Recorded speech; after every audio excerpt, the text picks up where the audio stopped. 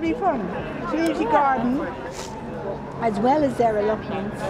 If you want to see allotments, go to Will Crooks Estate. I've lived here almost 50 years. Came in 1970 and was working initially as a teacher in a local comprehensive school. So that brought me in touch with a lot of people, but it was later that my interest in housing and all of that developed.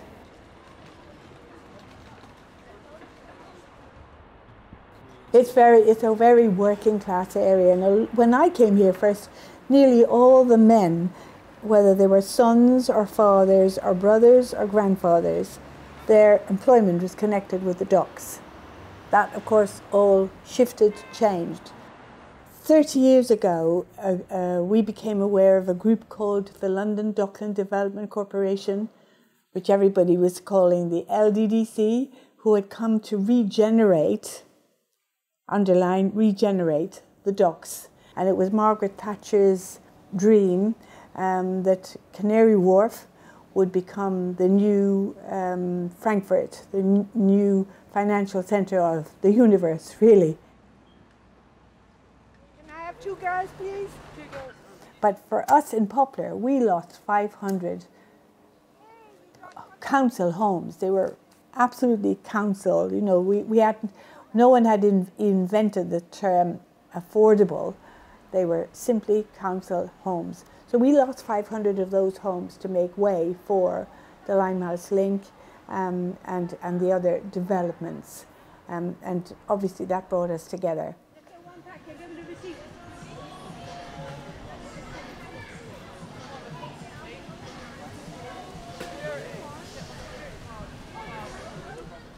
Robin Hood Gardens was a brutalist.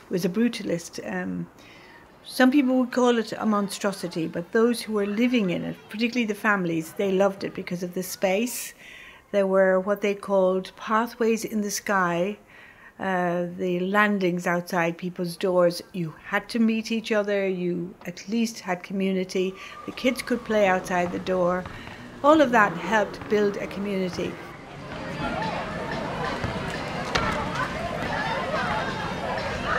And what you know, this community have been battered quite a bit. I mean, it's been 2007 when they began talking about demolishing this estate, and they're only demolishing it because it has been allowed to degenerate until it needed so much investment that they weren't prepared to put that in. But then that's a game of chess, isn't it?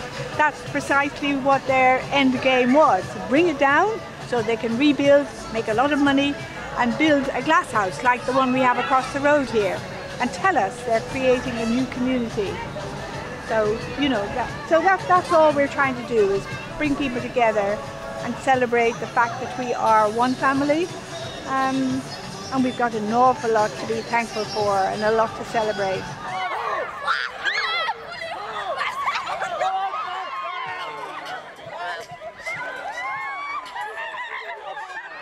I would say not as many people as should be are working on Canary Wharf who are resident here and indigenous to the area, regardless of what their cultural background is. I mean, one of the things I think we pride ourselves on is the fact that we feel we're working for an inclusive community. So it isn't a them and an us, it would be all of us together. So I would like to see my Bengali neighbours as involved with good jobs on Canary Wharf as I would my Irish or British or Cockney neighbours. You know, what's good for the goose is good for the gander. We all should be benefiting personally from our proximity to to Canary Wharf.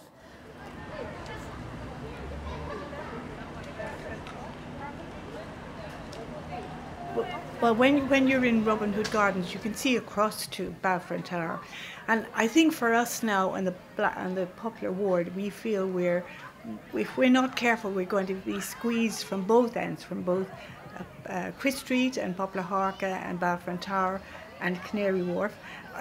To me, the end agenda is drive this lot out, drive us out.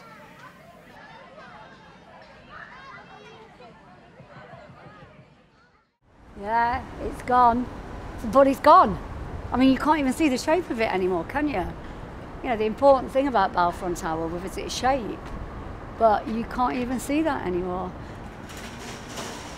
I mean, what I know about the tower is that it was built in the 1960s, and it was built for working class people, and it was built in this area because this is where there was greatest need for housing, for working class people to live close to where they worked. And obviously here they'd be working around the docks, you know, they'd be working in the markets that were around here, and so there was a need for working class people to have good, decent housing, and that housing would be at social and affordable rent for the people that lived here. So Balfron Tower was part of that.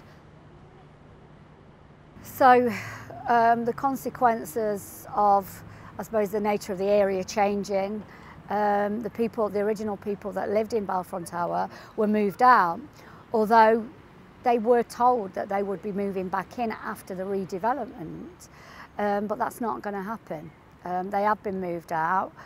No one knows for sure actually where everybody's gone. Some people have stayed kind of local, other people have moved and no one's heard from them again. So we're not sure where everybody has gone.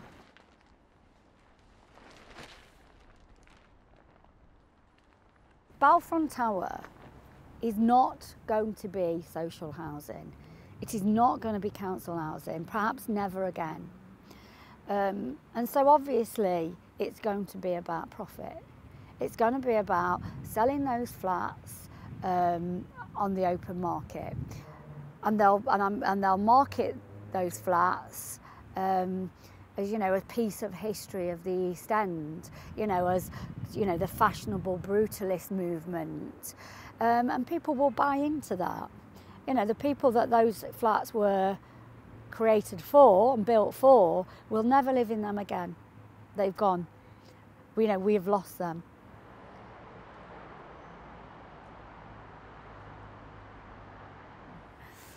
So it's never about the people that are moving into Canary Wharf and moving into the glass and silver chrome towers. It's never about them sharing that community.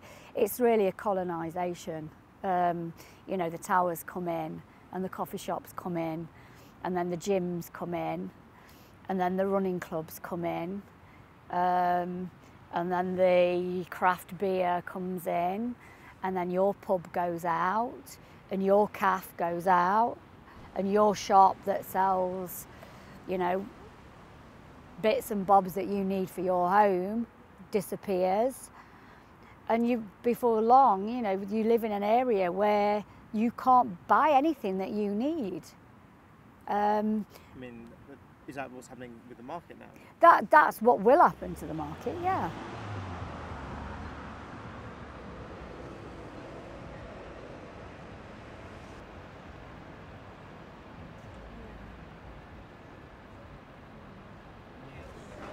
And that was the problem as well, mate.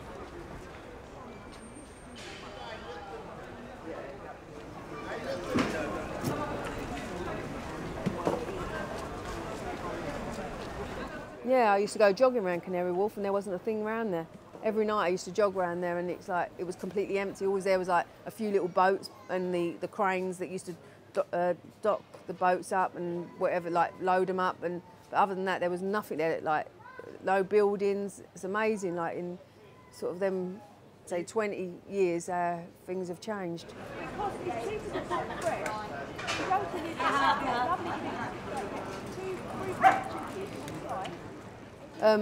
I've been here since I've been a baby, but my family's been here 67 years. It was, my nan had the hot dog stall, and then my great aunt and uncle had the saveloy and peas pudding stall. My parents had a delicatessen round the corner, and also a toiletry still in the market. Yeah, my parents have always like worked around the market, and my dad used to take the saveloy and peas pudding out on the road as well.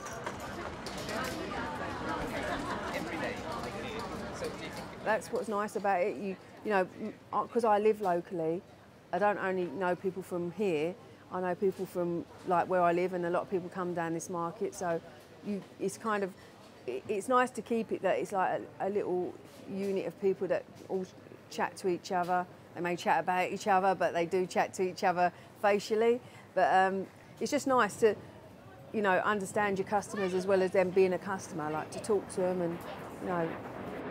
But no, I think the East End should have always kept its markets as they used to be, rather than trying to change them and upmarket them. They should always keep something of the original, rather than, you know, like trying to make it something that it's not. And I think in this area, like, I think we're getting a whole different variety of people in there. Like, they're more upper class, and it will change the whole area completely, definitely.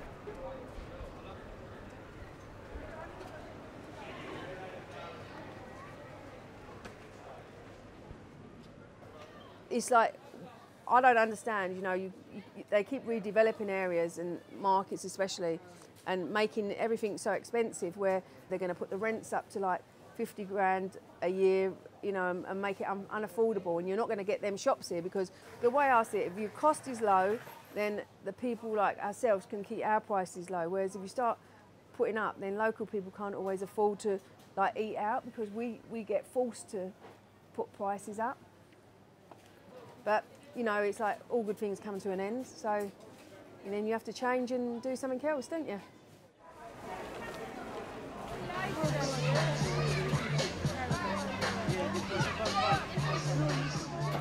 People around here have a lot of worries and problems, mostly economic, related to economics.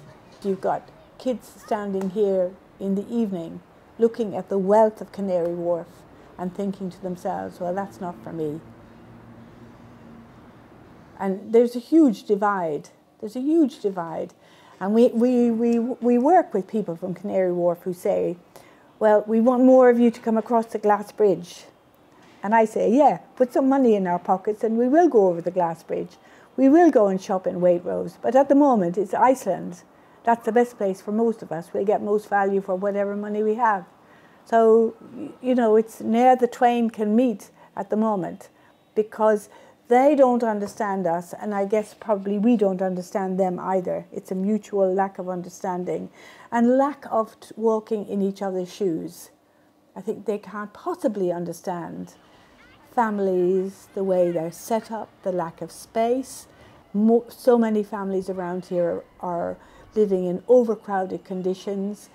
As it is, I mean, I know that people in the block of flats I live in are watching through the winter whether they can heat their whole flat or not.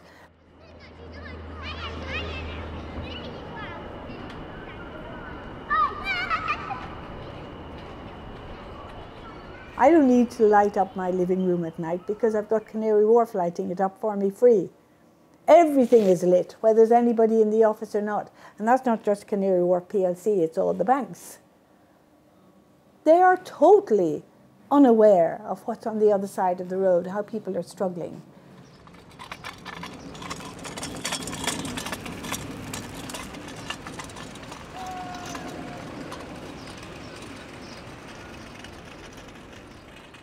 You know, it's always shocking actually for working class communities when nice things come, because people go, well, why do they want to come here? And not realising that actually those towers will create the community in their own image, and actually those working class communities will eventually be dissolved and gone. And we haven't built anything else, you know. It's not that we've built Balfron, you know, they are redeveloping Balfron Tower, they're going to sell it for profit, and then they're going to build brand new houses here. They're not doing that. If anything, what they're doing is getting rid of more council housing, getting rid of more social housing, and actually building more for-profit housing.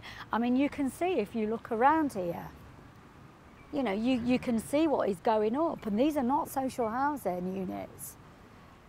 And that's the problem with gentrification, because it's not about making an area a bit nicer or having a more mixed community. It really isn't. It's about removing one group of people for a better class of people.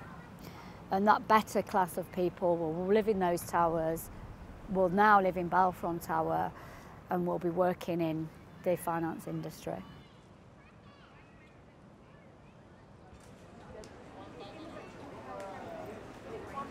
Do you think they're slowly just trying to make the community slightly more gentrified? Oh yeah, definitely. That's why they're holding out filling flats up.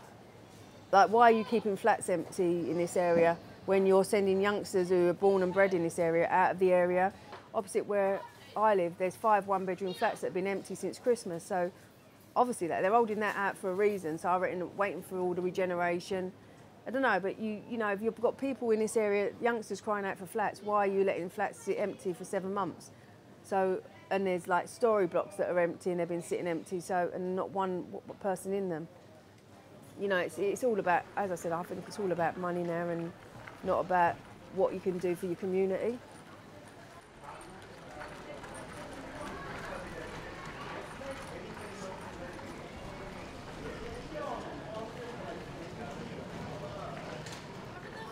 For us, I don't know. I just take every day as it comes. I think trade here has dropped a lot in the last year, and it's kind of, we're just sort of along the lines of if we go, if we stay. But if it drops anymore, it just definitely ain't worth working 6 days a week for.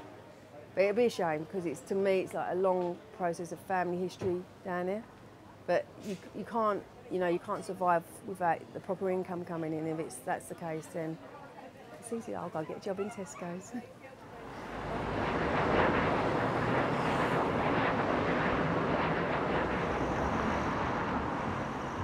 I presume all have air conditioning, won't they? But can you open a window? I suppose you can. Yeah, it looks like you can. Will that become a community? Yeah. Do you know what year they built Robin Hood Gardens? That's easy to find. I think it's about 1975-ish, around then. And this is interesting because that's not one of those mounds has the debris of Grosvenor buildings, which used to be the previous block of flats along there. But with slum clearance, that went, and Robin Hood Gardens came in its place. So now you have 3 generations of buildings. You've got Grosvenor buildings, you've got Robin Hood Gardens, and then you've got this posh Blackwall Reach with supposedly 1,750 new buildings, new homes, for who? And they have the cheek to say a new community, like there wasn't one here before. I think that's impudent. That's a big one.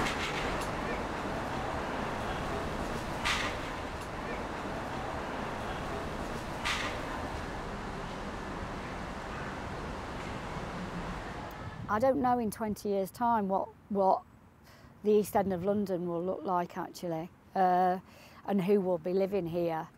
You know, I've said it quite often, but I think there's something feels very dark now about the East End of London, and not dark in a good way. You know, something very dystopian, something about, you know, something which is about forcing people out and creating false and new communities around consumerism and Canary Wharf and the City of London.